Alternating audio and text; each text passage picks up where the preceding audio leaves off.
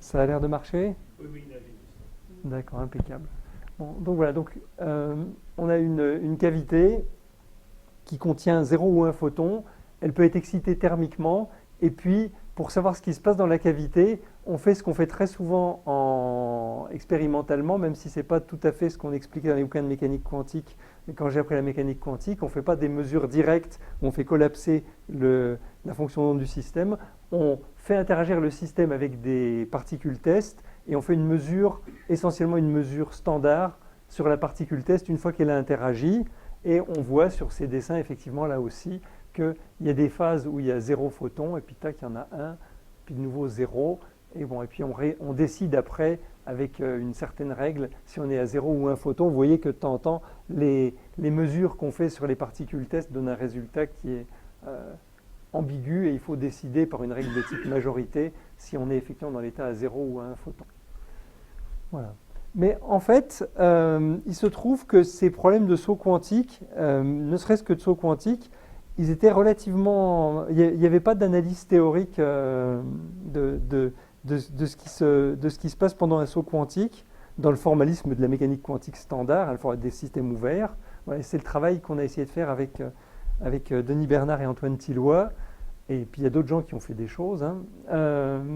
Et on s'est rendu compte en fait qu'il y avait d'autres choses intéressantes en plus des sauts, et c'est ce dont je parlerai essentiellement. Et une des motivations, évidemment, pour regarder ces problèmes qui sont a priori sur des systèmes quantiques ouverts tout petits, donc c'est de la manipulation de systèmes quantiques très simples, c'est que ce sont souvent les briques de base pour ce qu'on peut rêver faire, pour faire du calcul quantique, de la cryptographie, ça marche déjà plus ou moins, mais en tout cas le calcul quantique c'est encore à faire, et il semble relativement clair que mieux on comprendra la manipulation des systèmes quantiques simples, et meilleures seront nos chances pour faire du calcul quantique. Et ces sauts-là, c'est que quantique ou ça apparaîtrait dans des expériences pas quantiques? Alors, c'est une bonne question, et en l'occurrence, pour cette manip-là, il y a une explication complètement classique de ce phénomène de saut. Voilà, et on peut faire ça complètement classiquement. Enfin, j'essaierai d'en dire 2 mots tout à l'heure. Il faut quand même à un moment, il faut quand même qu'il y ait des sauts. Et après, le fait qu'on observe ces sauts, c'est pas forcément un phénomène quantique. Alors, je considère ça un petit peu comme des rappels, et si ça n'en est pas, de toute façon, les détails des équations joueront relativement peu de rôle dans la suite. Mais je vous rappelle quand même que si on comment dire, il y a toute une zoologie pour faire des systèmes quantiques ouverts. Qu'est-ce qui se passe? On a un système, un environnement, ils interagissent. On a l'équation de Schrödinger pour système plus environnement, et on essaie d'avoir une équation uniquement pour le système, avec l'influence de l'environnement qui a été plus ou moins intégrée. Et si on fait ça en général, ça fait des équations extrêmement compliquées, et en particulier, ça fait des équations qui sont non locales en temps, avec un effet de retard, et dans certaines limites, eh bien, cet effet de retard est suffisamment faible pour qu'on puisse arriver à une description markovienne, et la description d'un système quantique ouvert markovien, elle est donnée donc par une équation, c'est donné par une équation différentielle, comme d'habitude quand il n'y a pas d'influence à long terme du passé. Et cette équation, elle dit que la dérivée par rapport au temps, comme on mettra des équations différentielles stochastiques tout à l'heure, j'ai mis des termes, j'ai pas écrit des dérivées par rapport au temps, j'ai mis le dt ici, mais donc la dérivée par rapport au temps de la matrice densité est donnée par le terme qu'on connaît tous bien, qui est le commutateur d'un certain Hamiltonien avec la matrice densité. Ça, c'est conservatif. Et puis, il y a une partie dissipative avec des opérateurs, un certain nombre, dont la forme générique est la suivante. On regarde, si au lieu de l'opérateur BA, ici, on mettait un opérateur O générique, eh bien, il faudrait prendre O, Rho, O, DAG, et puis lui soustraire quelques petits termes. Et si vous y réfléchissez un instant, vous allez voir que la soustraction de ce petit terme, c'est une garantie que la trace de Rho va rester constante au cours du temps. Vous voyez que si je me mets à mettre une trace ici, le O DAG va pouvoir passer ici, pareil pour le O DAG O ici, etc. Et tout ça va faire 0. Voilà, donc ça ne permet pas de reconstruire de façon non ambiguë ce terme. On pourrait aussi ne pas mettre celui-là et mettre un 1 ici. Néanmoins, voilà. En tout cas, ça garantit que la trace de la matrice densité est préservée. Et la seule petite chose à laquelle il faut être sensible dans cette histoire, c'est que le découpage, les opérateurs BA, si je vous donne l'évolution de ρ, ces opérateurs BA ne sont pas définis de façon canonique et H n'est pas défini de façon canonique. On peut aller cacher des morceaux de H dans des opérateurs comme ça, en fait. Voilà. Donc, et H n'est pas forcément uniquement le hamiltonien du système initial. C'est-à-dire que si vous imaginez, vous ne pouvez pas dire ça c'est uniquement l'effet des réservoirs et ça c'est l'évolution naturelle du système. Ce n'est pas vrai en général. À part ça, il n'y a pas grand-chose à dire de plus sur ces équations qu'on peut ensuite résoudre numériquement et qui, s'il n'y a pas d'évolution hamiltonienne, vous voyez, ça ressemble à une équation maîtresse standard pour l'évolution de la probabilité d'être dans un certain état. Et évidemment, ici, au lieu d'être un vecteur de probabilité, c'est une matrice densité. Donc, c'est un petit peu plus compliqué. Oui.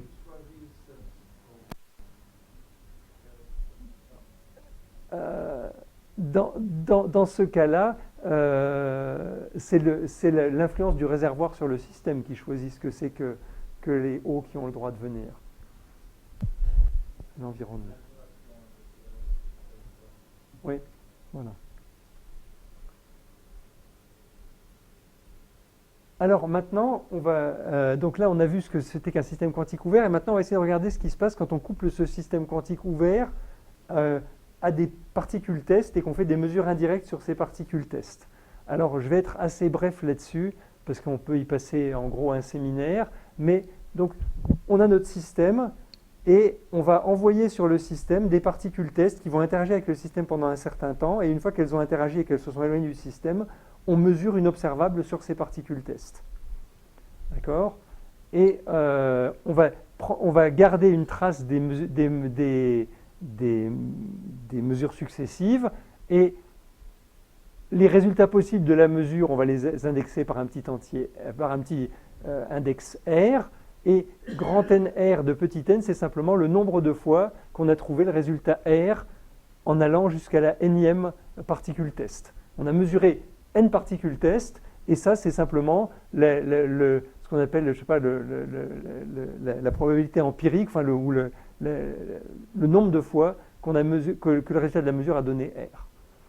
Et puis maintenant, pendant que la particule a interagi avec le système, les matrices densité des deux se sont intriquées, et donc une fois qu'on fait une mesure sur la particule test, il y a un effet en retour sur le système. Donc le fait d'avoir mesuré sur la particule test fait que la matrice densité du système change, et toujours dans une approximation markovienne, eh bien, on se rend compte que la matrice densité, quand on a fait quand on imagine qu'on connaît ρ après avoir fait n-1 mesure, et s'il y a un résultat R quand on mesure la nème probe, eh bien, ρn, c'est une certaine fonction fr de la matrice densité à l'instant n-1, et ce f, c'est simplement l'implémentation, enfin comment dire, on pourrait écrire une formule explicite, c'est juste l'implémentation des lois standards de la mécanique quantique. J'ai mesuré, j'applique le principe de projection qu'on a appris à l'école, et j'obtiens la matrice densité du système à l'instant n. À nouveau, ça c'est modulo certaines hypothèses. Dans le cas le plus général, une fois qu'on a fait la mesure sur la particule test, il se pourrait qu'après la mesure, le système et la particule test sont encore intriqués, et à ce moment-là, ça n'aurait pas de sens de définir ce que c'est que la matrice densité du système, ou en tout cas, ça aurait un inconvénient parce qu'on ne pourrait pas itérer les équations, hein, puisque notre input, c'est ça a priori, et donc si le système restait intriqué avec la particule test après la mesure sur la particule test, on ne pourrait pas itérer cette équation. On pourrait prendre une trace partielle pour dire ben voilà quelle est la matrice densité du système après la mesure, mais on n'aurait pas le droit de l'utiliser, ce ne serait pas très raisonnable de l'utiliser pour redémarrer et faire passer une nouvelle particule test. Oui. Ce coup des particules test, oui. C'est un cas très particulier de la vanille de la roche, oui. D'un concept beaucoup plus général qui est qu'il faut un certain temps pour effectuer la mesure projective. Oui. Et comme nous on résout mieux en temps, on fait des mesures partielles, plein de petites mesures oui. partielles en attendant, mais c'est pas important qu'il y ait des particules test. Ce qui est important, c'est d'avoir des résultats partiels. Tout à fait. Alors, Je suis absolument d'accord avec Denis. La chose qui est importante et qui est merveilleuse dans les expériences d'Haroche et dans tout un tas d'autres manips qui sont faites, j'en profite pour le dire, je le dis toujours, mais il y a les expériences d'Haroche, c'est de l'électrodynamique en cavité, mais on peut faire de l'électrodynamique en circuit. Ça a beaucoup de points communs. Et il y a de très belles manips qui sont faites juste à côté de chez nous, que moi je comprends un peu moins bien que les manips d'Haroche, mais qui ne sont pas moins intéressantes.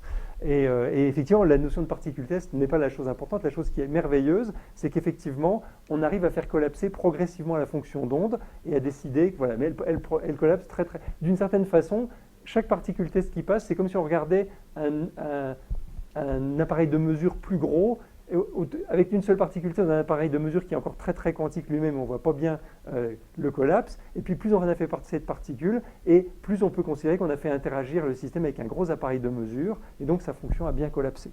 Voilà. Et la notion de particule test, effectivement, n'est pas la chose cruciale, c'est juste une façon de raconter cette chose-là.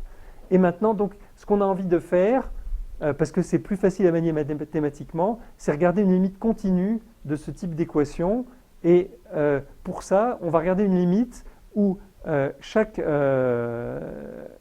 mesure de particules test a un effet petit sur le système, mais on fait passer beaucoup de particules test dans un intervalle de temps fini.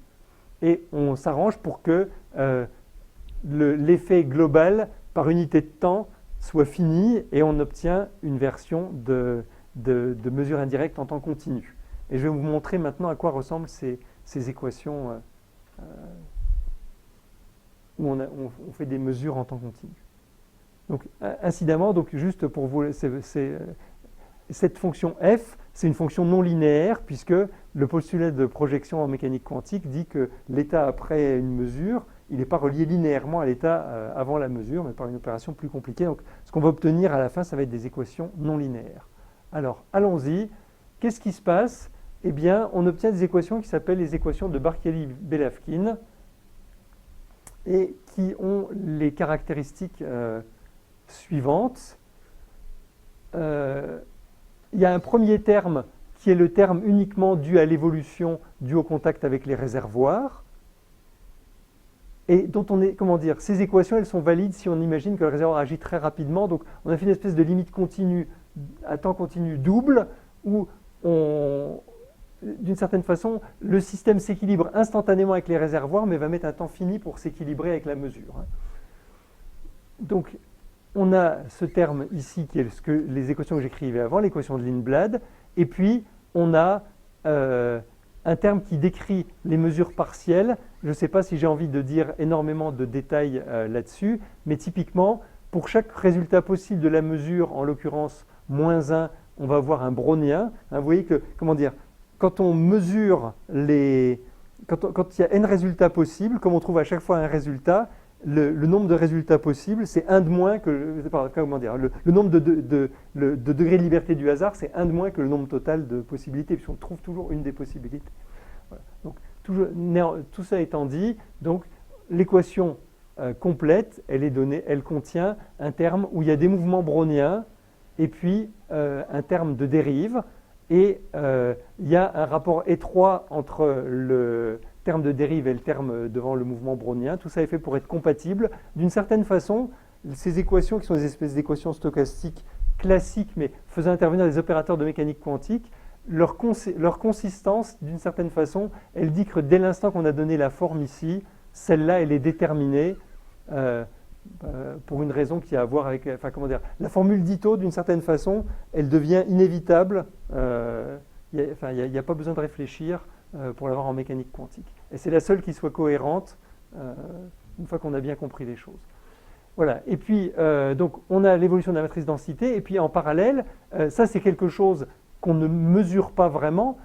Il y a plein d'interprétations de la mécanique quantique, mais une des interprétations possibles, c'est de dire que ρ, c'est notre mesure de connaissance ou d'ignorance sur le système, et qu'on le met à jour avec cette équation. Et puis, il y a ce qu'on a vraiment mesuré, et que j'appelle ici x, et les équations qui décrivent ce qu'on mesure vraiment, ça dit que x, il a une composante qui est purement brownienne, et puis il y a un petit terme de dérive, et le terme de dérive, il dit simplement que suivant l'état de la matrice densité qui apparaît ici, eh bien, la probabilité de trouver la particule test dans l'état R ou dans un autre état n'est pas tout à fait la même. S'il n'y avait pas ce terme-là, ça nous dirait en gros que la mesure qu'on fait elle est très intéressante, mais en gros, il n'y a aucune influence de l'état du système sur le résultat de la mesure, donc on n'apprendrait pas grand-chose sur le système. Et là, eh bien, on voit l'influence de l'état du système sur la mesure. Ça crée une petite dérive qui dit qu'on a plus de chances ou moins de chances de trouver un certain résultat quand on fait la mesure à cause de la valeur de ρ. Hein? Donc, le dB, c'est un espèce de... alors le dB, c'est la variation d'un mouvement brownien. B, c'est un mouvement brownien. Et donc j'écris ces équations sous la forme d'équations différentielles stochastiques. Mais si vous préférez, vous écrivez dB sur dx sur dt égale un bruit blanc plus quelque chose. Et puis ici, pareil, dρ sur dt égale ta. Ici, ça va être remplacé par des bruits blancs. Et le résultat qu'on vient d'obtenir quand on implémente dρt, on vient d'obtenir un résultat. Il est là, c'est lui. C'est lui qui est la source du résultat. Ce résultat, il nous dit que... alors comme c'est continu en temps, on a, même sur un intervalle tout petit de temps, on a une infinité de résultats. Mais l'effet des intervalles qu'on a fait entre t et t plus dt, il y a un effet purement aléatoire et puis il y a un effet systématique dû au fait qu'on est dans l'état ρ. C'est ça qui nous dit ce qu'on a. X, c'est vraiment une version, l'intégrale, enfin non, X, c'est la limite continue des marches aléatoires que sont les résultats des mesures, en fait. Si on arrivait avec le dB, on aurait une très bonne mesure. Alors, il y aurait plus du tout effectivement, il n'y aurait plus du tout de hasard. Alors, est-ce que le but, c'est de tuer dB? J'en suis pas sûr. C'est pas ça qu'on fait. dB, justement, on verra tout à l'heure dans un modèle d'écologique, dB, il est intéressant. Ouais. Bon, ça se voit mieux, on comprend un peu mieux des équations de bioinformatique que les équations de la mécanique quantique, donc on verra que le fait qu'il y ait dB, c'est quelque chose d'important quand même. C'est là, non conditionnel, c'est-à-dire on maintient le fait qu'on aurait pu obtenir 0 et 1. On somme sur les deux termes. Alors qu'en vrai, quand on fait l'expérience, à chaque fois, on a soit un 0, soit un 1. Non, tu vois, justement, là, quand on fait la manip, suivant le résultat qu'on a obtenu, il y a une influence sur effectivement ce qui s'est passé. Tu vois, ça tient compte du fait qu'on a obtenu un résultat ou un autre. Et justement, ça, ce serait... Justement, alors on va y venir. Là, il y a somme sur les deux R, le 0 et le 1. Il y a somme sur R. Alors ça, c'est parce que je suis... Alors...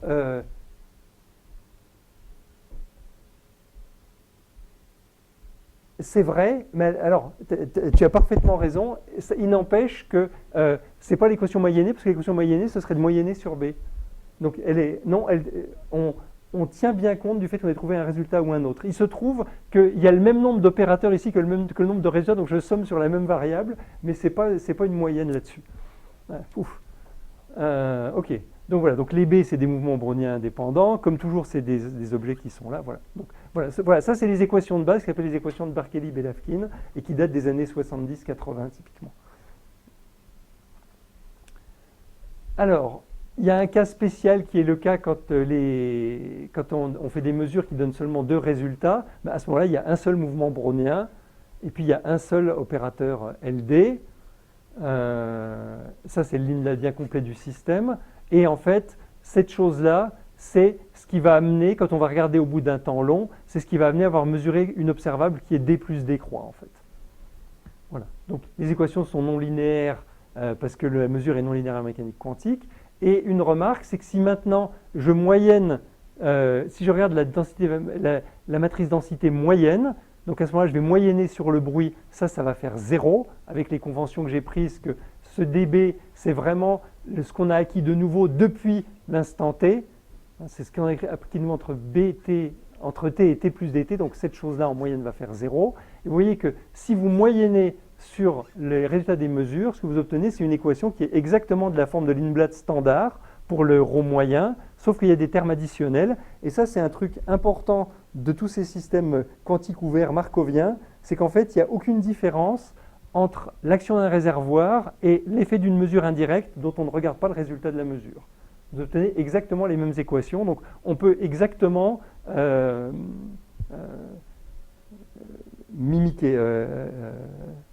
singer l'effet d'un réservoir en faisant des mesures indirectes et en ne regardant pas les résultats. On jette le résultat à la poubelle. Oui. L'effet du réservoir Oui, mais c'est de nouveau linéaire. Le terme ah, voilà, pardon, effectivement. L, ici, c'est un opérateur linéaire, et par contre, celui-là, il est quadratique d'en rho. Il est linéaire en...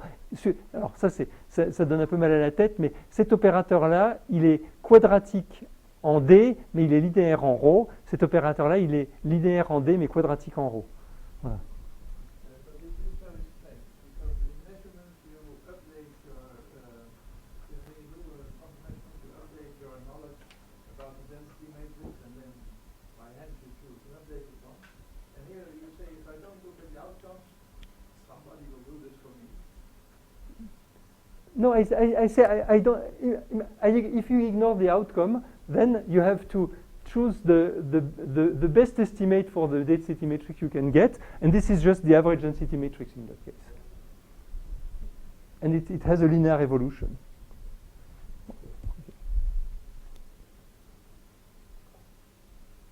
Ok, alors on arrive au saut quantique. Donc, pour voir des sauts quantiques, en fait, on va passer dans une limite où on va introduire une échelle de temps des mesures, et c'est assez facile de voir pour des raisons de scaling standard. Donc ça, c'est l'interaction avec l'environnement, ça se moque des mesures. Et si je décide de multiplier l'opérateur D par lambda, eh bien, ce terme-là est multiplié par lambda carré, alors que ce terme-là, il est multiplié par lambda. Cet opérateur Q, il est linéaire en D, quadratique en rho. Celui-là, il est quadratique en D, linéaire en rho. Donc, on obtient quelque chose comme ça. Donc, juste en changeant l'observable qu'on mesure ou en changeant l'échelle de temps à laquelle on fait passer les particules test, eh bien, on obtient une équation d'évolution dans laquelle il y a un paramètre qui dit à quelle vitesse on fait les choses. Autrement dit, on est en train de faire de la compétition entre les mesures qui ont tendance à faire collapser la fonction d'onde et puis l'évolution de contact avec le réservoir qui fait évoluer au cours du temps la matrice densité. Et on veut se passer dans un régime où on a tendance à collapser très rapidement. Alors, en fait, donc on peut se demander ce qui se passe quand lambda est grand, et il y a une réponse qui est vraiment complète, propre et tout ce qu'on veut, si on suppose que D c'est un opérateur normal. Ça veut dire en gros qu'on peut l'écrire comme ça dans une base orthonormée. Il se décompose dans une base orthonormée avec des nuits qui peuvent être éventuellement complexes, mais D plus D croix, c'est une bonne observable standard hermitienne. Et dans ce cas-là, qu'est-ce qu'on fait? On a une base d'états pointeurs, ici, c'est ces états I qu'on appelle états pointeurs, et on coupe la matrice densité en morceaux suivant qu'elle est ou non dans la partie diagonale ou pas la partie diagonale et la partie non diagonale dans la matrice, dans la base des états pointeurs. Et puis maintenant, vous avez vos opérateurs L, votre opérateur L par exemple, qui agit, c'est un opérateur linéaire sur les ρ, donc lui il va se couper comme dans un produit tensoriel de ρ, donc il va y avoir une composante doublement diagonale, quelque chose qui va coupler la diagonale ρd avec ρn, quelque chose qui va coupler ρn avec ρd, et quelque chose qui va coupler ρn avec ρn. Et il se trouve que, c'est un petit calcul tout simple, c'est assez facile de voir que si L est un opérateur de Lindblad complètement général, quand on regarde sa partie diagonale, eh bien, on obtient ici un objet LIJ et puis une somme sur J des ρ JJ, donc c'est bien quelque chose qui couple la diagonale à la diagonale, et ce L en fait, eh bien, il se trouve que de façon tout à fait générale, c'est le générateur d'un processus de Markov sur les états pointeurs. D'accord? Bon, c'est le théorème, voilà. Et maintenant le théorème, donc on a...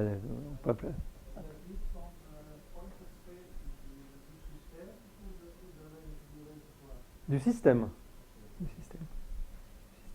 Et le théorème, c'est que si on a une équation différentielle comme ça, stochastique, et qu'on la regarde à grand lambda, eh bien, toutes les fonctions de corrélation de ρ qui font intervenir un nombre fini de temps, donc toutes les fonctions, ce que nous on a tendance à appeler les fonctions de corrélation, les fonctions à k points de ρ de T1, etc., ρ de Tn, eh bien, elles convergent vers celles d'un processus de Markov sur les projecteurs pointeurs. Autrement dit, c'est dit de façon un petit peu abstraite et absconde, mais une fois qu'on regarde lambda très grand, eh bien, en permanence, la matrice densité est dans un état pointeur, un projecteur II, et de temps en temps, on voit des sauts d'un état à un autre, et ces sauts sont décrits par une matrice qui est codée dans la partie diagonale du Lindbladien qui est là. Donc voilà le résultat. Et l'idée, donc, c'est simplement que s'il n'y avait pas d'évolution interne, de l'évolution externe, excusez-moi, si L valait 0, eh bien, les mesures indirectes feraient collapser la fonction d'onde du système. Et maintenant, si elle est différente de 0, mais que lambda est très très grand, eh bien, en gros, ce truc-là ne fait rien et on collapse, mais de temps en temps, il a un effet, il donne des petits coups de pied dans le système, et de temps en temps, un de ces effets est suffisant pour faire un saut quantique. Voilà. Et la chose qui est intéressante, c'est que le reste de l'opérateur L, donc ce qui coupe la partie non diagonale à la partie diagonale, les parties non diagonales, etc., ça ne joue aucun rôle, et ça, c'est un effet Zénon quantique. C'est l'effet Zénon quantique, en fait. C'est une version de l'effet Zénon quantique. Alors, néanmoins, pour vous dire toute la vérité, je n'avais pas envie d'écrire des formules trop compliquées, et ce n'est pas ce qui va nous intéresser dans la suite. Dans certains cas, en fait, il se trouve que les constantes de couplage dans le système sont telles que cette partie non diagonale est grande, celle-là aussi, et en gros dans un rapport de force qui est quadratique par rapport à celle-là, et puis il se trouve que c'est comparable au lambda qui serait là. Il n'y a pas besoin que ce soit le même lambda, dans la nature, c'est rare qu'on ait un paramètre sur lequel on peut jouer comme ça tant qu'on en a envie. Voilà. Simplement, on a un système, on regarde quelles sont les constantes qui apparaissent en unité naturelle dans ces équations, et on peut se rendre compte qu'ici, il y a un paramètre grand, ici, il y a un qui est grand et d'ordre le carré de celui-là, et puis ici, il y a aussi des paramètres qui sont grands, et il y a des systèmes réels pour lesquels on va se rendre compte qu'effectivement, la bonne façon de regarder les choses, c'est de considérer quand même qu'ici, il y a des paramètres qui sont grands, et dans ce cas-là, il y a plus de termes qui survivent à la limite, et il y a toujours un processus de Markov limite, mais il est plus compliqué, et il fait intervenir de la théorie des perturbations au second ordre, pour savoir, autrement dit, les processus qui vont amener les sauts, ça va être des processus où il va y avoir entre guillemets un espèce de processus virtuel qui va aller de la diagonale hors diagonale, et puis qui hors diagonale va revenir dans la diagonale. On va dire ça comme ça. Où est-ce qu'on voit quand lambda peut devenir grand ou pas, suivant la vitesse du Hamiltonien, par rapport à la vitesse de mesure? Il y a une limite où il n'y a pas de saut quantique. Quand, par exemple, le H qui était dans le présentateur au début, qui fait une oscillation de Rabi, par exemple, en une seconde, à qui il me faudrait 10 000 mesures pour projeter toutes ces 10 000 mesures près de 10 secondes, il n'y a jamais de saut, puisque non. C'est où là dans ce formalisme? On voit qu'il se peut que lambda ne devienne jamais grand, parce que le Hamiltonien propre, il va trop vite par rapport à la mesure. Comme on a écrit ça avec des Hamiltoniens généraux, etc.,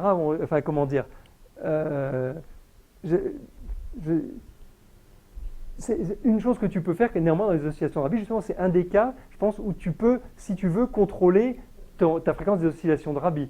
Et tu peux décider d'explorer le régime. À fréquence de mesure indirecte donnée, tu peux t'amuser à faire changer ta vitesse de Rabi et te rendre compte qu'effectivement, il y a un régime où tu vois pas du tout de saut, un régime où tu vois que des sauts, ça devient. Oui, et c'est où là? Je ne vois pas où est-ce qu'on a le cas où il n'y a pas de saut. Dans Rabi, tu verrais, parce que moi je fais ça que up ou down, alors c'est comme ça. Oui. Alors, le cas où il n'y a pas de saut, attends, je vais vous montrer des petits dessins. C'est clair que les sauts, c'est dans une limite où lambda est grand. Donc, si par hasard je suis dans un système où mon lambda il n'est pas grand, il n'y a pas de saut. C'est grand par rapport à quoi? C'est ça la question. C'est quoi l'échelle par rapport à quoi tu comptes? Alors, en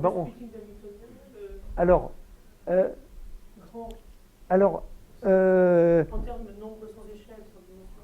Alors, c'est une bonne question, et pour ça, il faudrait que je vous écrive la formule. Oui, alors c'est vrai, alors c'est tout à fait vrai. Il faut que je vous écrive la formule complète. Et. Quel caractéristique hamiltonien, par exemple? Tu prends le... Alors, malheureusement, je ne l'ai pas sous la main. C'est des formules qui sont un petit peu compliquées, en fait.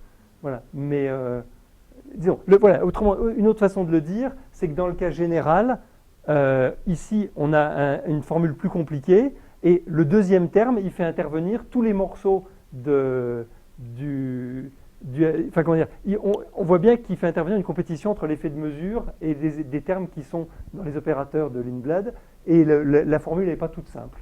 Mais comment dire, néanmoins, c'est de l'analyse dimensionnelle, ça. Donc, à la fin, ça se ramène à ce que tu dis. Voilà. Comment dire, pour les oscillations de Rabi, par exemple, il faut typiquement que s'il y a un paramètre grand lambda dans la mesure, ben c'est le même paramètre lambda qui va multiplier la fréquence d'oscillation de Rabi pour qu'il y ait une limite, pour qu'il n'y ait pas d'effet Zénon. Ça, je le sais encore par cœur. Mais voilà.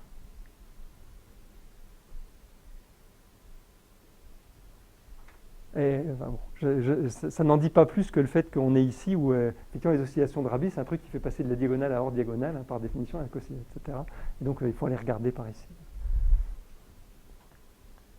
Sinon, la formule elle est un petit peu compliquée et je ne m'en souviens pas par cœur. Et je n'ai pas voulu vous l'infliger. Donc, on va donner une illustration simple. Il va falloir que j'accélère un peu. Donc, on imagine qu'on a un système à deux niveaux qui est couplé à un bain thermique. On dit qu'on va mesurer on dit que les états d'énergie définis sont dans la base des états pointeurs. Et donc, on écrit ρ sous cette forme-là, et en l'occurrence, il se trouve que les équations ferment simplement sur Q, et que les équations de Belafkine-Barkeli se réduisent simplement à une équation de ce type-là, où on voit ici l'effet du bain thermique, et P est relié à la température comme ici, et puis ici, il y a l'effet de la mesure. Et ce qu'on regarde, c'est vraiment une compétition entre une unité de temps thermique ici, et puis l'unité de temps de mesure qui est lambda-2.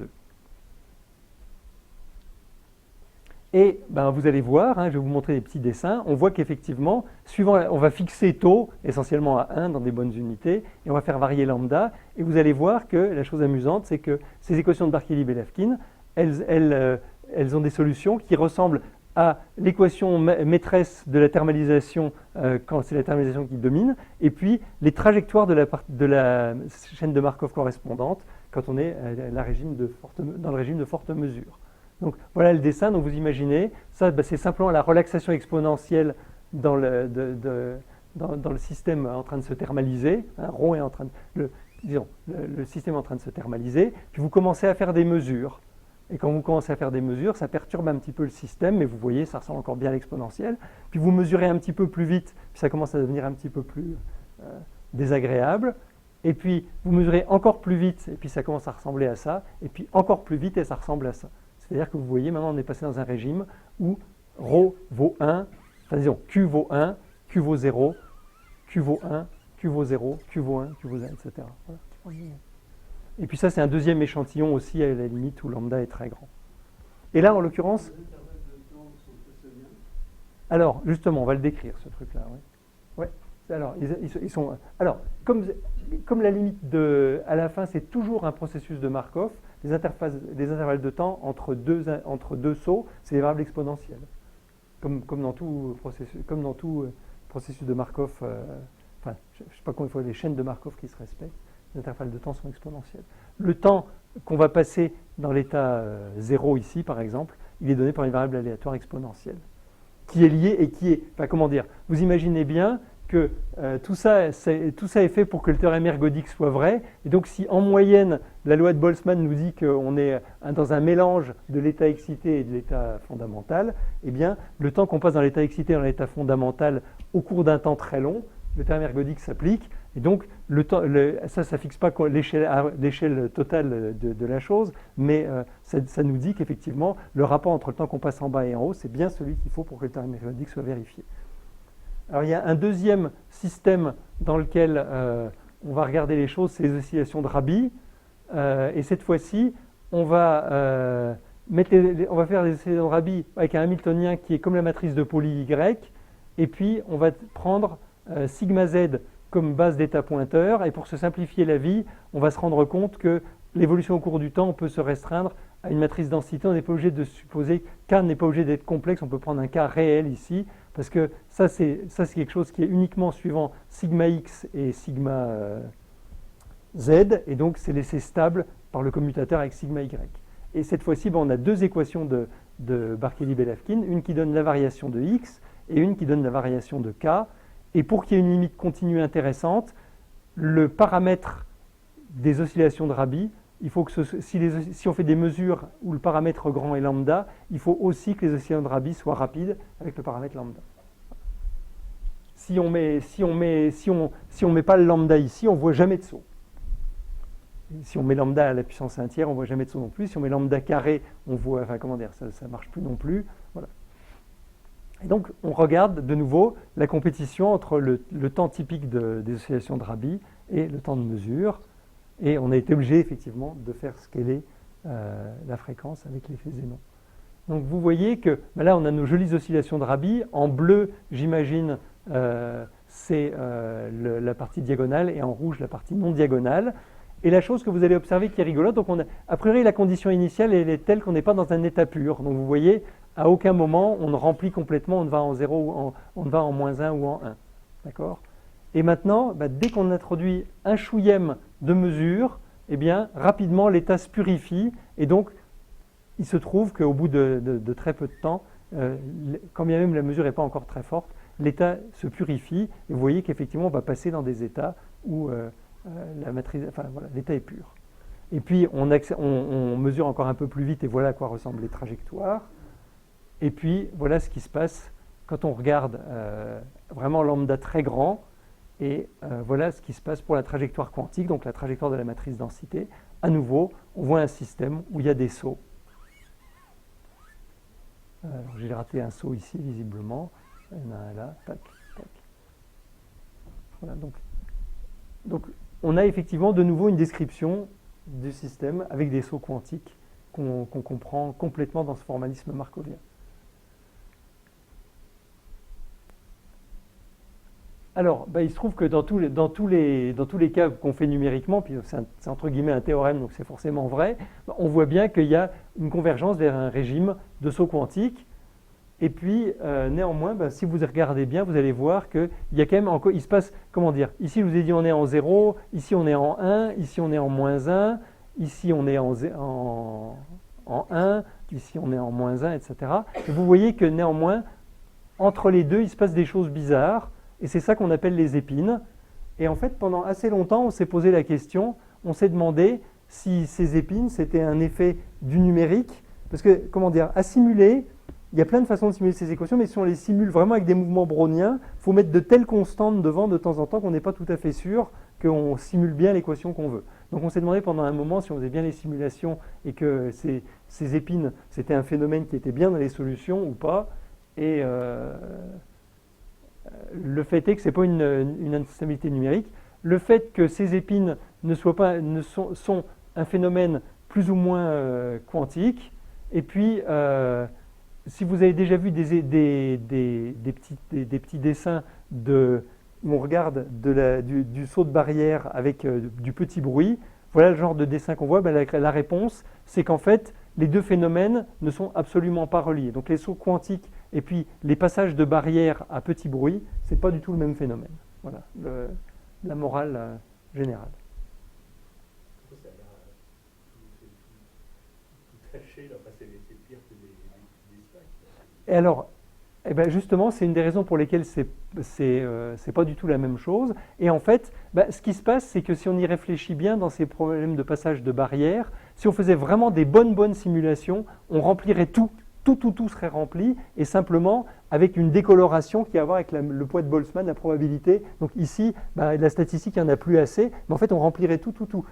Comment dire, la limite de petit bruit, elle est telle qu'avant d'aller faire le saut, on va de toute façon aller explorer plein de fois près du saut, et donc en fait, on devrait tout remplir. Simplement, la statistique, elle est tellement mauvaise, et on peut, comment dire, c'était pourtant pas une mauvaise simulation en soi, mais pour vraiment voir l'effet qu'on remplit tout avec un poids qui est proportionnel au poids de Boltzmann, c'est infaisable numériquement. Oui. Qu'est-ce que tu veux dire par barrière? Ah, alors on imagine qu'on a une équation stochastique du type, prenons l'exemple le plus simple, V' de xt dt plus dbt, et on voit qu'il peut y avoir plusieurs endroits où V' s'annule, et puis séparés par un endroit où il faut passer au-dessus d'une barrière. Donc c'est le passage de barrière, c'est ce phénomène-là, quand on met ici un paramètre tout petit devant le brownien. Donc quand on met un paramètre ici tout petit devant le brownien, il faut attendre extrêmement longtemps avant de passer la barrière. Et bien voilà.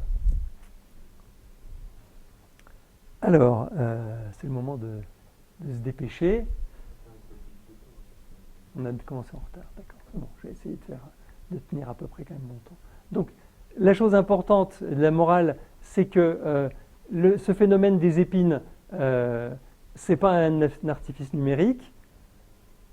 Ça a en fait une explication bayésienne purement classique pour le cas diagonal, c'est-à-dire celui pour lequel il n'y a que cette chose-là qui survit, et ça a à voir avec ce qu'en mathématiques on appelle les chaînes de Markov cachées. On imagine qu'on a une chaîne de Markov qui régit un système, et puis qu'on fait des mesures imprécises sur cette chaîne de Markov. La chaîne de Markov, elle est déterministe, enfin, elle n'est pas déterministe, elle est donnée a priori, et puis on fait des mesures, mais avec un appareil de mesure qui n'est pas bon dessus, et ça donne exactement lieu au même phénomène.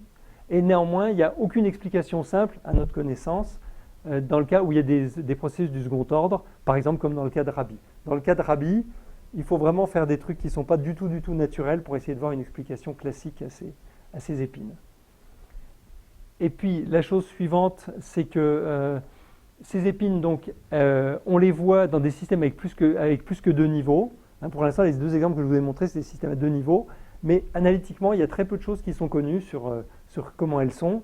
Et donc, je vais me restreindre au système à 2 niveaux. Et pour les systèmes à 2 niveaux, on a une description complète. Et elle est un tout petit peu délicate parce qu'il y a plusieurs points, plusieurs états pointeurs.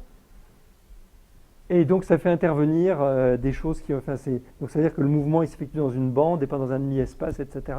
Donc, ça se décrit complètement, mais c'est un petit peu compliqué. Et il y a une description vraiment générique quand on se place juste près d'un des points du bord. Et c'est ça que je vais vous raconter maintenant. Donc, si on garde uniquement les termes dominants près d'un bord, eh bien, on obtient une diffusion sur 0 l'infini. L'exemple, pour donner un exemple tout simple, c'est le cas thermique. Eh bien, vous voyez, ça c'est l'équation que j'écrivais tout à l'heure. Et puis maintenant, on se dit, ben voilà, qu'est-ce qui se passe? Imaginons que je sois tout près de Q égale 0. Ben, pour peu que P soit pas 0, ce terme-là va être négligeable. Et puis, puisque Q est proche de 0, le terme en Q carré va être négligeable, j'oublie, et je vais simplement regarder cette équation-là qui est extrêmement simple, en l'occurrence. Et le fait est, il y a un petit dessin ici, qu'à grand lambda, on voit effectivement que les trajectoires, maintenant elles sont tout le temps, comme il n'y a plus qu'un seul point intéressant, attractif, on est en permanence à l'origine, sauf que régulièrement, on voit qu'il y a des petites excitations qui sont des épines. Et la chose qui est entre guillemets amusante, c'est que la forme fermée, il y a une forme fermée pour la solution, qui s'obtient par méthode de variation des constantes, il n'y a rien de compliqué. Eh bien, cette forme fermée telle qu'elle, on pourrait dire, voilà, maintenant j'ai une formule, j'ai qu'à regarder ce qui se passe quand lambda devient grand et je vais comprendre ce qui se passe, ça ne marche absolument pas. À l'heure actuelle, nous en tout cas, on n'a pas été capable de faire ce calcul, de passer à la limite lambda grand dans cette solution pour comprendre ce qui se passe sur le dessin. Voilà, on a essayé plein de choses, ça n'a pas marché. Alors quelqu'un de plus astucieux que nous, il peut peut-être y arriver. Voilà.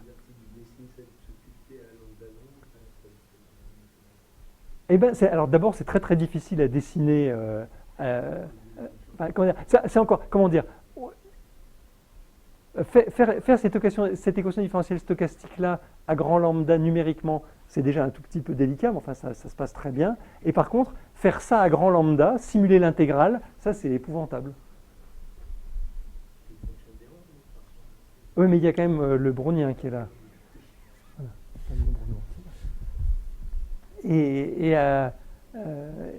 Et effectivement, on a essayé de regarder ce qui se passait et c'est très très brutal. Voilà, donc on n'y arrive pas bien. Alors, donc, du fait que même dans un cas où on a une solution explicite, on n'arrive pas à se débrouiller, c'est-à-dire qu'il faut trouver d'autres outils. Et il se trouve que les outils qu'on a développés pour comprendre ce qui se passe, ça permet d'étudier une équation différentielle stochastique beaucoup plus générale, où en première approximation, on a A, B et C qui sont des fonctions entre guillemets arbitraires, et puis on a ce paramètre lambda ici devant le terme de bruit. Le paramètre lambda 2 qui irait devant ce terme-là, c'est deux termes qui vont l'un avec l'autre. Et puis ici, il y a un terme où le paramètre c'est lambda 2 epsilon.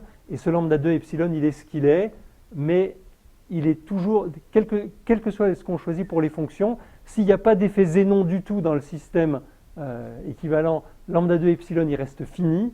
Et puis dès l'instant qu'il y a, voilà, donc epsilon, il va falloir le prendre comme 1 sur lambda 2. Et puis s'il y a de l'effet zénon, eh bien, lambda 2 epsilon va diverger, mais epsilon lui va quand même tendre vers 0. Voilà. Et puis, pour que les phénomènes se produisent qui nous intéressent, il faut quand même quelques petites conditions. Il faut d'abord que quand epsilon vaut 0, les solutions convergent vers 0. Donc ça, c'est la mesure. Elle dit on est en train de mesurer quelque chose avec un seul état propre possible qui est 0, donc on va en 0. Ça peut en avoir avec la mécanique quantique, ce problème-là. Hein, mais enfin, l'image, c'est ça. Et puis, par contre, ce qu'on veut, c'est que quand epsilon est plus grand que 0, même s'il est tout petit, eh bien, quand x est tout petit, ce soit quand même ce terme-là qui domine. C'est-à-dire,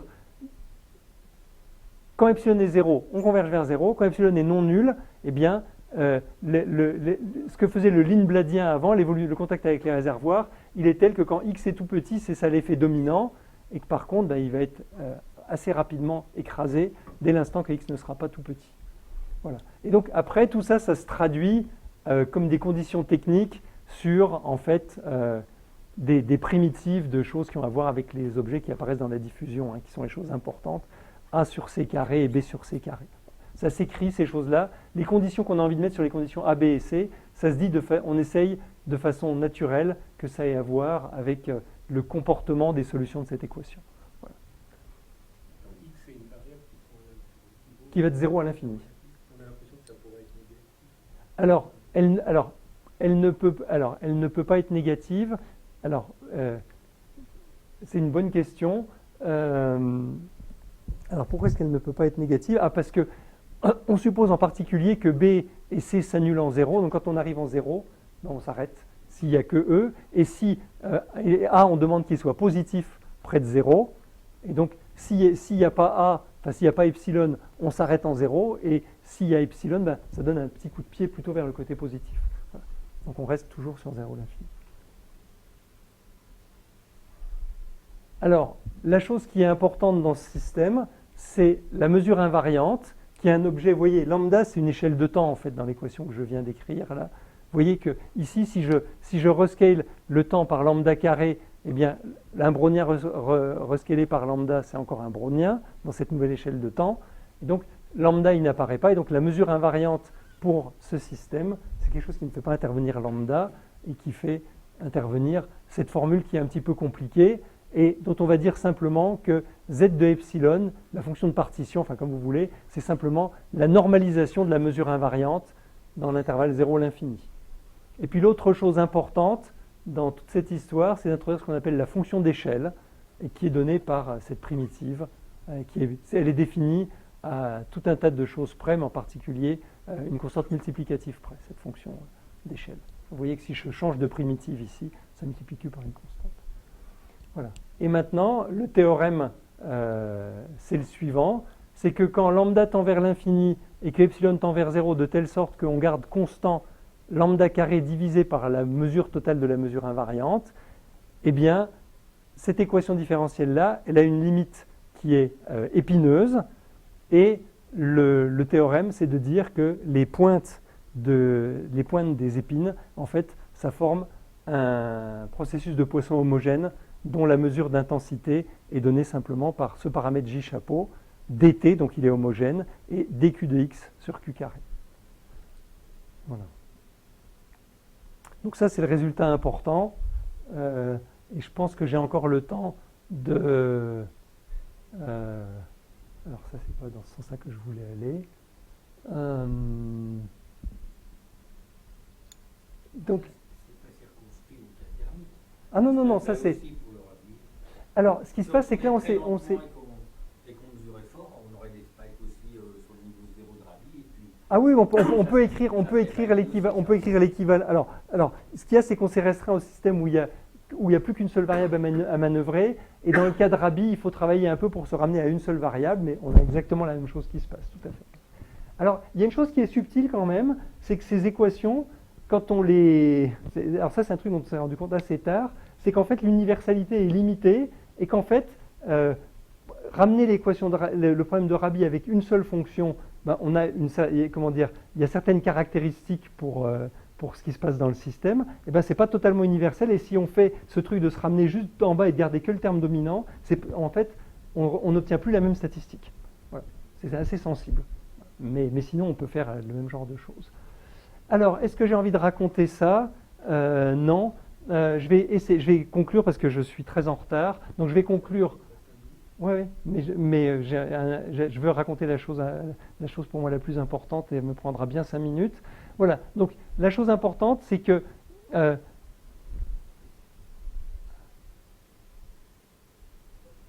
si je prends mon équation, elle est là, et que j'imagine que je ne mets pas ce terme-là, eh bien, donc quand epsilon égale 0, je suis dominé par les effets de A et de B, et tout est construit pour que je converge vers 0, et typiquement, je vais converger vers 0 avec une échelle de temps qui est d'ordre lambda moins 2.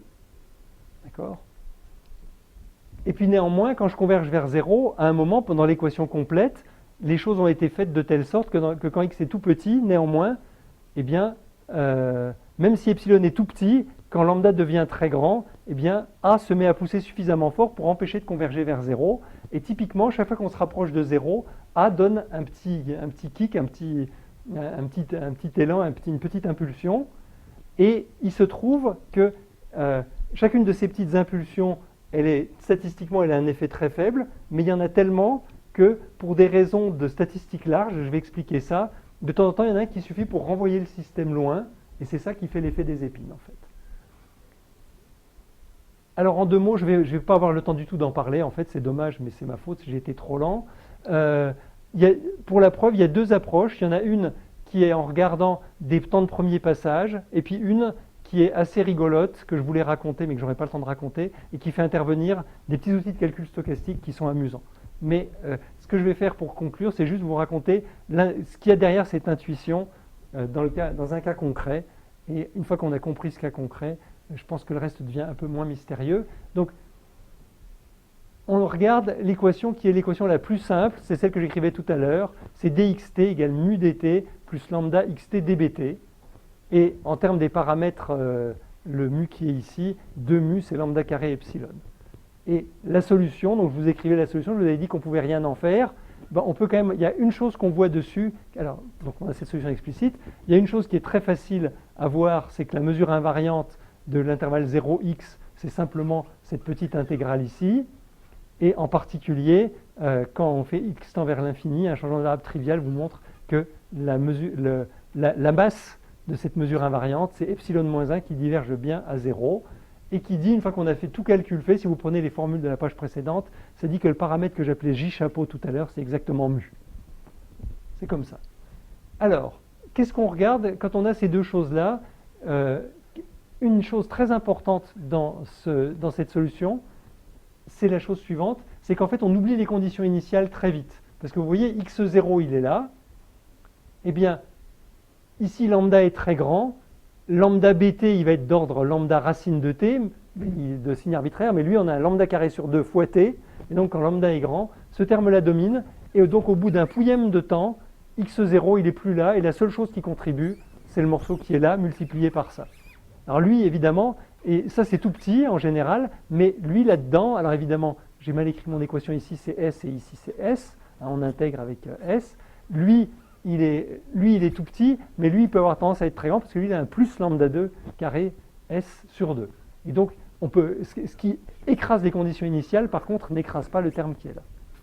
Donc maintenant, vous imaginez que x0, donc on a un temps taux d'ordre lambda moins 2, au bout duquel tout est nettoyé, et l'influence des conditions initiales n'existe plus. Autrement dit, eh bien, x0, x taux, x2 taux, x3 taux, etc., c'est essentiellement des variables aléatoires indépendantes et dont la loi est simplement la loi de la mesure invariante. D'accord? Puisque comme on a oublié la condition initiale, c'est-à-dire qu'on a la mesure invariante. Et maintenant, c'est très facile de voir là, dans la mesure invariante, la taille typique d'un élément dans la mesure invariante, c'est epsilon. Donc typiquement, un xnto donné, il est d'ordre epsilon. Mais la mesure invariante, elle a une queue longue, et le résultat, c'est que dans de rares cas, eh bien, xnto est grand, et il se trouve que c'est ces deux choses-là qui se combinent pour faire le phénomène des épines. Donc, je vais terminer là-dessus la discussion générale. Vous voyez que si on considère maintenant, entre m et n, on va considérer le maximum de xm plus 1 taux, xm plus 2 taux jusqu'à xn taux. Eh bien, comme ces variables aléatoires sont essentiellement indépendantes, la probabilité que le max de ces variables-là soit plus petit que x, c'est simplement donné par la mesure invariante divisée par sa normalisation à la puissance n-m. Et puis, une fois encore, chacune des contributions ici, elle est d'ordre epsilon, mais néanmoins, du fait que cette mesure-là est large, eh bien, on peut considérer une limite où on va fixer S qui est m taux, t égale n taux, et considérer une limite quand epsilon et quand cette chose-là sont petites et du même ordre de grandeur. Ce qui est consistant avec ce qu'on disait tout à l'heure, de dire que le paramètre à la fin, ce sera lambda 2 epsilon sur 2. Et bien, à ce moment-là, vous voyez qu'il y a une limite sympathique, qui est que la probabilité que xmn soit plus petit que x, ça devient simplement e puissance moins epsilon sur taux, ils sont du même ordre de grandeur, t moins s sur x. D'accord? Et donc, la morale de cette chose-là, c'est que si xt est une solution de cette équation avec lambda grand et epsilon petit, eh bien, pour toute paire st de temps, eh bien, ces variables aléatoires sup sur u appartenant à st sont indépendantes quand on prend des intervalles de temps qui ne se recouvrent pas, et la probabilité du sup est plus petit que x, c'est simplement e puissance moins j, t moins s sur x. Donc on a une limite finie, et ça, c'est exact. Et j n'est pas prédit par cet argument. Il se trouve que j, ça devrait être j chapeau, mais ça, j'ai juste dit que taux, il était d'ordre lambda moins 2. Les choses précises, il faut travailler un peu, et ça fait partie de la difficulté de la chose. Mais intuitivement, donc, on retrouve avec ce petit argument tout bête exactement la description. C'est exactement c sup de u sur u appartenant à st de xu. C'est simplement regarder la loi du maximum du processus dans l'intervalle st. Et cette formule-là, ça dit précisément que les sommets des épines sont donnés par un processus de Poisson avec la mesure qu'on avait donnée avant, qui dit que l'intensité de la mesure, c'est simplement dans ce cas-là. Alors J, qui serait J chapeau, si je voulais être rigoureux, dt et dx sur x au carré. Le dx sur x au carré, il se voit dans le fait que la primitive de dx sur x2, c'est 1 sur x. Voilà. Donc, voilà l'explication intuitive, c'est que dans tous ces phénomènes, il y a des mesures invariantes qui ont des distributions larges et qu'il y a une espèce de compensation dans le calcul des maxima entre le fait que les variables individuelles sont toutes ridiculement petites, donc essentiellement elles sont égales à 0, et néanmoins, il y en a leur sup, lui, il a un scaling fini. Voilà la morale. Et donc je vais conclure. Donc on arrête ça. Voilà. Donc les conclusions, c'est que en dimension. Donc après on fait un vrai théorème avec ça, hein, mais en dimension 1, on comprend bien ces épines. Il y a des épines dans plein d'autres contextes. Un exemple tout simple, c'est un exemple de génétique des populations ou d'écologie. Où vous imaginez que, si on regarde juste ce terme-là, vous imaginez que vous avez un modèle où il y a deux espèces qui sont en compétition dans un milieu, et aucune n'a d'avantage sur l'autre. Alors typiquement, ça va être décrit si les populations des espèces X, ça va être la population d'une des espèces normalisée, de telle sorte que le total va enfin comment dire, c'est la fraction occupée par l'une des espèces. S'il n'y a aucun avantage d'une espèce sur l'autre, vous allez obtenir ça va être décrit par une équation comme ça. Ce serait pareil aussi avec deux allèles d'un même gène dans une population. Les fluctuations, quand on se reproduit de façon aléatoire, certains vont garder leur allèle, d'autres vont le perdre, etc. On va avoir une équation comme ça. Ce terme-là, il décrit le terme où l'une des populations a un avantage par rapport à l'autre. Si gamma est positif, ça nous dit que X a une tendance systématique à augmenter. Voilà. Et puis, ça, ce serait un effet. Donc ça, c'est un effet. Et vous voyez que ça, c'est un effet qui s'annule quand la population est égale, occupe toute la population ou alors a complètement disparu. Ça, c'est deux effets. L'un a un avantage sur l'autre, ou alors l'un c'est neutre. Et puis, vous imaginez maintenant que dans ce système, il y a un tout petit peu d'immigration, par exemple, où la possibilité de mutation, les allèles peuvent muter. Et ça, c'est un truc externe. Et si vous imaginez que ça se produit, que typiquement l'échelle qui est ici, le gamma ici, il est d'ordre lambda carré, et puis que par contre les mutations sont très rares, eh bien vous allez obtenir un système de population où effectivement vous allez voir de temps en temps la population qui va être essentiellement un seul allèle qui est représenté, et puis essentiellement l'autre, et puis essentiellement un seul, etc. Et puis entre les deux, de temps en temps, des bonds d'une des populations par rapport à l'autre. Alors, tout à l'heure, tu disais, si on enlevait le brownien, on serait content, ça mesure super bien. Alors ça, c'est vrai. Là-dessus, on voit dans cet exemple-là, si on enlève le brownien, cette équation-là, elle a une solution qui est que c'est toujours l'une des populations qui l'emporte, toujours la même, et il n'y a aucune possibilité, alors que dès l'instant qu'il y a le brownien, même si une population a un avantage sur une autre, eh bien, même la population la plus faible, elle a une chance d'être celle qui domine au bout d'un temps long, et puis après, il y a les effets de... Voilà. Une autre chose aussi, c'est qu'il y a les spikes, donc les épines, c'est un phénomène universel, et néanmoins, on voit des sauts dans les laboratoires au quotidien et pas d'épines. Alors il y a deux raisons à ça, pas bien en tout cas. La première, c'est que pour l'instant, la pression expérimentale est encore un petit peu basse. Et puis la deuxième, Denis serait d'accord avec moi, c'est qu'en fait, les épines, elles sont plutôt vues comme une nuisance, parce que qu'est-ce que quelqu'un qui fait une manip veut voir? Il veut savoir dans quel état le système est. Et pour ça, il est prêt à faire n'importe quoi de raisonnable. Et en particulier, ces équations de Barkely-Bellavkin, eh bien, on peut voir ça comme une version d'optimisation bayésienne en utilisant la connaissance qu'on a jusqu'à l'instant t de l'expérience. Mais maintenant, si vous faites une expérience sur un temps grand t, vous pouvez aussi vous dire que vous allez essayer d'estimer au mieux la matrice densité à l'instant petit t, en sachant tout ce que vous avez fait comme expérience. Et si vous faites ça, les spikes sont complètement nettoyés. Oui. Oui. Pourquoi une nuisance? C'est réel tout ça. Tout ça, et cette matrice densité, c'est le maximum de ce qu'on peut dire sur le monde. Oui. D'accord? Oui. Quand on a un temps fini pour le mesurer et qu'il évolue avant qu'on les mesure. Oui. Donc tout ça est vrai, on n'a pas de... faut être agnostique.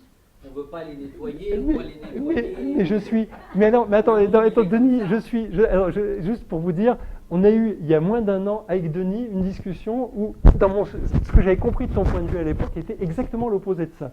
Le strict opposé. Non, mais quand on a... Oui, non, mais si on veut mesurer les choses, on pousse la force de la mesure et on n'en a plus des spikes. Si on est dans le régime où il y a une faible perturbation, on va quantum zénoifier et on va bloquer en zéro, il n'y aura plus de spike. Mais il y a tout un tas de cas. On peut vouloir étudier ces sauts, mais on peut vouloir étudier c'est pas toi qui m'a... À chaque fois, les résultats de ces simulations, ils disent que c'est tellement ça qui se passe. Ah oui, non, mais après, les spikes sont... La force de mesure et la force d'évolution du Hamiltonien sont choisies. Il y a la troisième force au couplage des deux. Bon, la physique, elle est comme ça, et ces spikes qui sont là. Ah, on est bien d'accord. On est bien d'accord. Alors néanmoins, il me semble que tu m'avais fait un vibrant éloge des past quantum states quand on avait discuté il y a quelques mois. Suivant ce qu'on veut démontrer, voilà, suivant ce qu'on... on règle ces trois forces. Mais il y a des cas où elles sont réglées comme ça, il y a des spikes, et ben ils sont là. Ah oui, tout à fait. Alors, on est bien d'accord. Ils ont tout à fait une signification. Et voilà. Le fait que tu en aies la statistique, c'est super. Ah oui, voilà. C'est pas quelque chose de mal. Non, je suis d'accord. Alors néanmoins, de temps en temps, on a envie d'avoir des choses aussi propres que possible, et la façon dont on procède, c'est qu'au lieu d'utiliser uniquement de l'optimisation de la matrice densité sur ce qu'on observait jusqu'à l'instant petit t, on utilise pour optimiser l'instant petit t toute la connaissance qu'on a jusqu'à l'instant grand t, et ça, les spikes, c'est des objets fragiles qui n'aiment pas beaucoup ça. Voilà.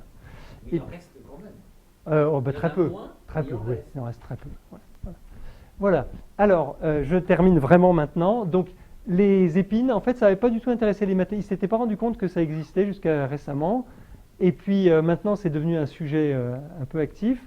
Et le cas où il y a plus que deux dimensions, c'est-à-dire où le système a plus que deux états, c'est essentiellement inconnu. Et puis, vous voyez que si vous regardez ces spikes, ça, si je ne vous disais pas ce que c'est, vous direz, ça, c'est encore une de ces trajectoires quantiques. Pas du tout. Ça, c'est c'est de la dissipation dans la turbulence. Donc on regarde la dérivée par rapport au temps de l'énergie dissipée, par rapport à l'énergie moyenne, soit en espace, soit en temps, et voilà le genre de manip qu'on arrive à faire. Et donc, voilà. Le dernier commentaire, il n'aurait eu de sens que si j'avais parlé de l'autre sujet, du lemme de Skorokhod.